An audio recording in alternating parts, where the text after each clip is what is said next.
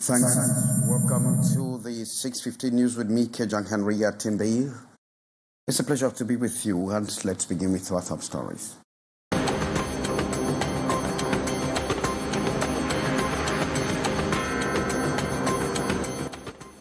Security operatives have hemmed two suspects or suspected. The investigation was banned from numerous. In Yaoundé, the suspects were nabbed with colossal sum of 32 million CFA francs.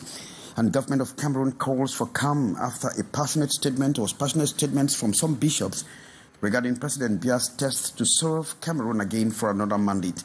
Government spokesperson René Emmanuel Sadi has recognized the right of religious authorities in a secular state like Cameroon. And the Bank of Central African State, BIAC, has projected an increase of 3.2% in the country's growth rate. Top stories.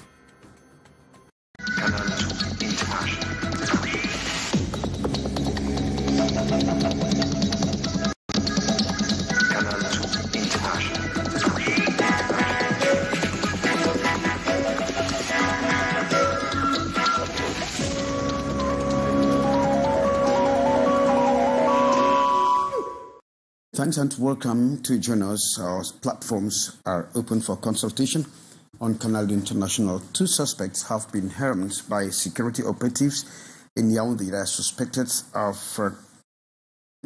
trafficking counterfeit notes, banknotes. And these notes, according to reports, were printed in a neighboring country and sent through the Somak sub-region.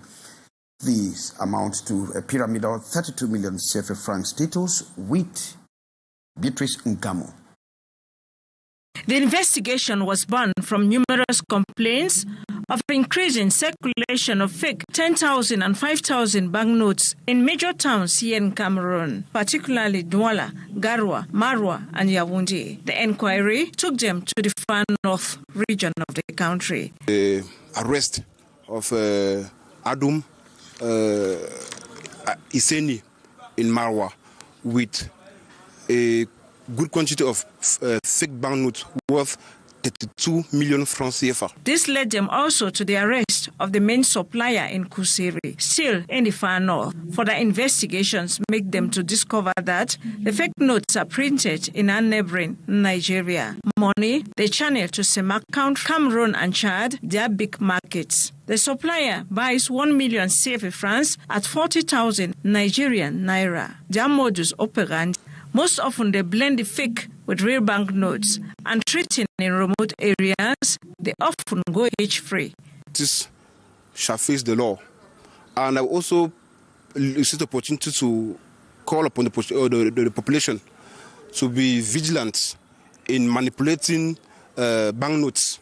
They should try to identify or know the difference between real notes from fake. Worth noting that the production, circulation and use of fake banknotes is a crime here in Cameroon. These two, the supplier and seller, presented the press this January 7, are to face the law accordingly. And the Cameroon's communication minister and government spokesperson René Emmanuel Sadi has called for calm after what is known as a passionate statement from some bishops of the country regarding President Biya's test to equally gone for another mandate. Government spokesperson actually recognizes the right of freedom of expression of religious authorities in a secular state like Cameroon. And of course, Minister René Emmanuel Sadi has actually called for calm and that this situation of the country is being monitored. Details with Beatrice Ngamo. There is no way. The frustration of local farmers in Kalfu, Mayo Danai Division, far north region of Cameroon, has reached a boiling point. In a desperate attempt to draw attention to their plight, residents blocked the Yagwa Marwa Road, sowing tree branches and erecting barricades to halt the movement of people and goods. The protests come in the wake of devastating damage caused by elephant herds, which have been foraging in plantations and residential areas due to a prolonged drought that has left their natural habitat barren. The situation turned tragic on the night of January 3rd when one person was killed in an encounter with the elephants. Crops, a vital source of livelihood for the community, have been destroyed, deepening the economic crisis for farmers already grappling with harsh environmental conditions. Residents accuse the Cameroonian authorities of inaction despite the growing human and economic toll. Local authorities have deployed teams to address the unrest and restore calm, but the residents demand urgent and concrete measures to protect lives and property. Many fear that without immediate intervention, Kalfu could remain under the shadow of these unrelenting elephants. As climate change exacerbates drought conditions in the region, human-wildlife conflicts like these are becoming more frequent. Well, sorry for that mix-up. That was Ambu Gladys reporting there on the farmers' protest in the far north region of the country after elephants damaged their crops. Now let's go back to the reaction of the government spokesperson, Rene Emmanuel Sadi, who doubles as Cameroon's communication minister after what was a passionate outing of some bishops of Cameroon regarding President Paul Biya's test to serve Cameroon again for another mandate. Mr. Rene Emmanuel Sadi has actually called for calm, saying that the religious authorities have the right to their expression in a secular state like Cameroon. Let's get the reaction. Since the head of state's end-of-year address to the nation last December 31st, 2024, expressing his acceptance of the people's call, bid for him to stand for the presidential race, tongues have been wagging. The recent being that by some prelates of the Roman Catholic Church asking him to drop the bid. It's today the talk of the time. There's January 7, government spokesman and minister. He made it clear of the rights of all to freely express selves, but the government deeply deplored the vehemence on declaration solely on the presidential stakes and based on a misleading and inaccurate interpretation of the words of the President of the Republic. To him, the President has been invested with a 7-year mandate. It is left for him alone to express himself on his determination and desire to answer the bid. As government statement added, Cameroon is a secular state. The harmonious coexistence between religion and public authority is for peaceful relationship and not one of conflict, especially with the Catholic and the free choice of Cameroonians, concluding that at the end of the day, the decision of the president only matters, whether he's going in for re-election or not. Thanks very much, Beatrice Nkamu. And more on politics, the national chairman of the Social Democratic Front, the SDF Honorable Joshua Osei, has called on young people to get registered en masse on the voters registration, voters list, to actively participate in the upcoming elections. He was speaking this afternoon, January 7, 2025. During the press launch in Duala with journalists and civil society actors.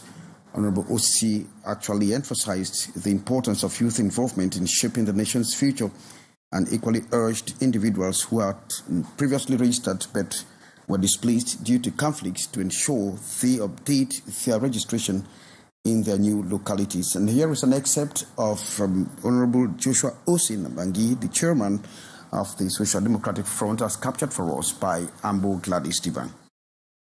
There is no way, and by whatever means possible, that the SDF will stand by to see this first republic, this regime that has been in power since 64 or 65 years today, continue this work of putting down this country, of letting down its citizens, of making sure that we become not second-class citizens, but a mockery to the rest of Africa. We will not let this happen. And we are calling for all and sundry to join us to make sure that we do everything possible in 2025, because the Constitution, if it's not changed before October, imposes a presidential election, and unfortunately, only the presidential election can usher in this change. We're calling on all who can afford to go and register, to make sure that they have an electoral card,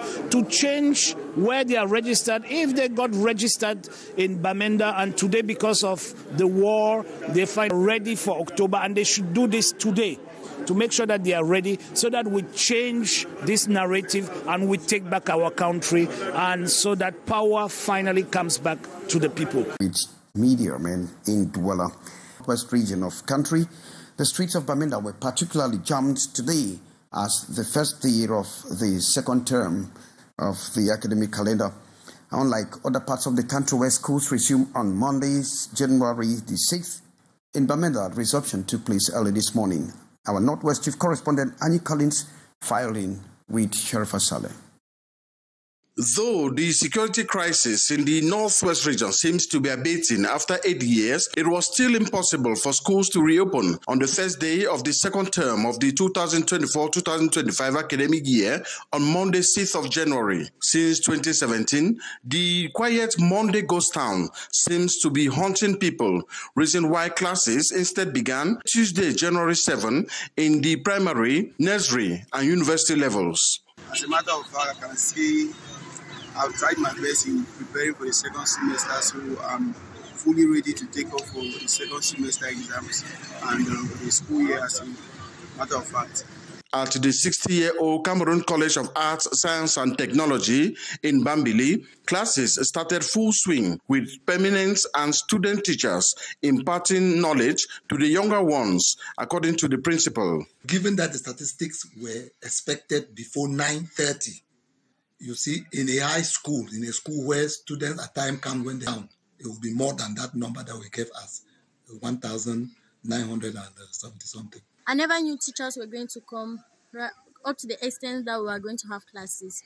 So I was even discouraged. I was about going home, callbacks that we did before going for holiday. Whether on bikes, in taxis, or on foot, they all made it to their school campuses and repeated the same procedure in the afternoon after the teaching-learning process for this very determinant of the 3 terms of the academic year.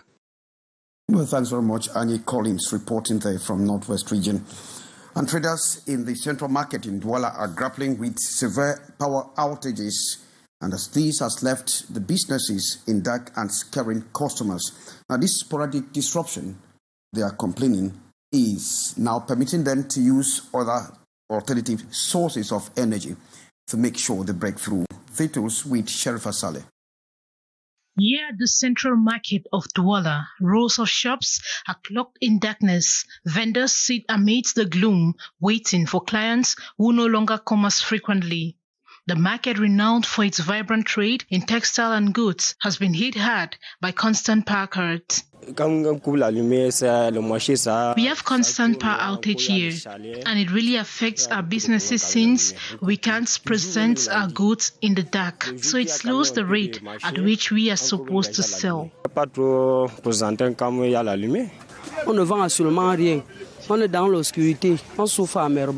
In one section of the market dedicated to selling colorful fabrics, traders use mobile phones and flashlights to illuminate their wares. Despite their resourcefulness, many report slow sales as shoppers avoid the dimly lit stalls. To cope, some have invested in rechargeable lamps, but the high cost and limited efficiency of these devices offer little relief. Compounding their troubles is the intense heat trapped within the market's enclosed spaces, making the working conditions almost unbearable. Si un commerçant reste toute la journée comme ça sans lumière, vous allez faire comment? Vous ne pouvez pas vous en sortir. The inconsistent power supply has left traders frustrated. As a team of reporters left the market, a burnt-out electrical pole symbolized the deteriorating state of infrastructure fueling these challenges. For these traders, the fight is no longer just about selling goods. It's about surviving in a market gripped by darkness and uncertainty. Thanks, Sharifa. And the Bank of Central African States, BIAC, has projected a 3.2% increase in the growth rate of the sub-region at the feasibility of the growth projection, citing issues of industrialization as major challenge. Details with Ambo Gladys.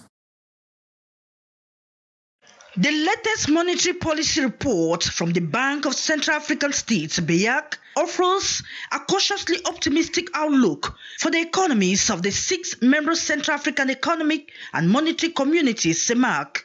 Economic growth is expected to rise to 3.24. Christian Eve Balogok, an economist, highlights industrialization as the primary lever for sustained and progressive growth. I think it can be done because we have some specialists in economics who have decided or have settled it at this level. But it depends on the potentials of each and every country. But I think personally that this can be reachable. However, not all analysts share the same optimism.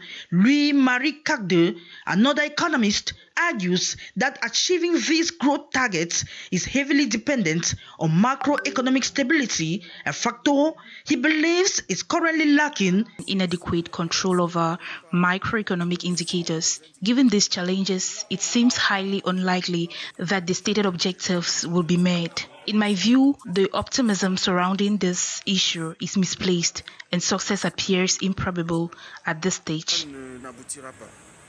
BIAC's report further predicts sustained growth of 3.8% in both 2026 and 2027, driven by ongoing structural transformation initiatives aimed at diversifying economies away from heavy reliance on commodity exports. Despite these initiatives, experts caution that progress will require greater political will, regional cooperation, and effective implementation of policies. Ambo Gladys Dibank there, drawing the coffins for this edition of the 6:15 News with me, Kejan Henry Atime, thanking you for being there with us, in which we got information that schools have officially opened in the northwest region of the country. Good day.